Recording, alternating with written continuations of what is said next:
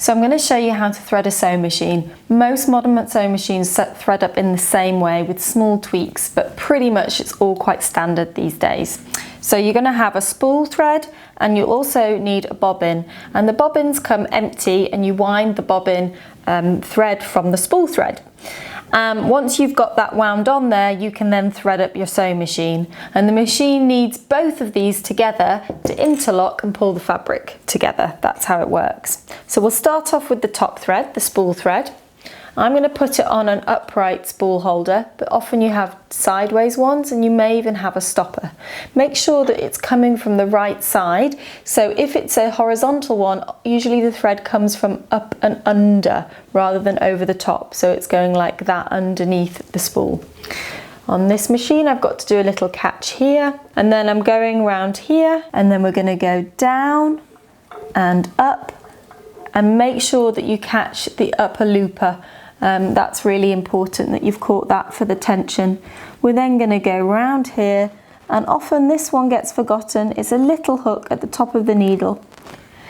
The needle needs to be threaded from front to back, and if you ever need to change a needle, you'll notice that it's got a flat edge, and that always goes towards the back.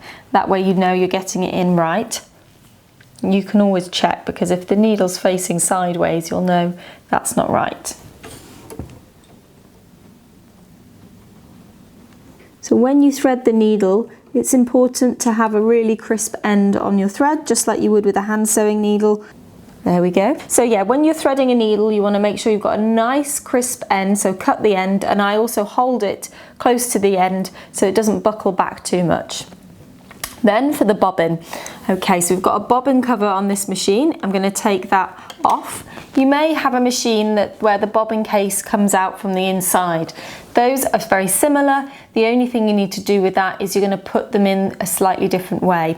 So for this top loading, we're going to make a letter P with our bobbin. So if you imagine it like this, P down. With a bobbin case that comes out, you actually make a letter Q, and you've got to catch it in a little groove and pull it through underneath the plate. But this one is already fixed in, so we're making a letter P, we're dropping it in, find the little groove that's usually around 6 o'clock, and then pull it round to the left. And then the last stage is we need to pull this up through the hole underneath here so that it's ready for sewing. And so to do that, you turn the hand wheel towards you so the needle goes up and down once, and then you just gently tug along on your top thread, and that will pull up a loop, and that loop is your bottom thread. So if you just pull that loop, then you get the end thread. So we now just need to tidy up our threads so we can see what we've got here. So we've got 2 threads.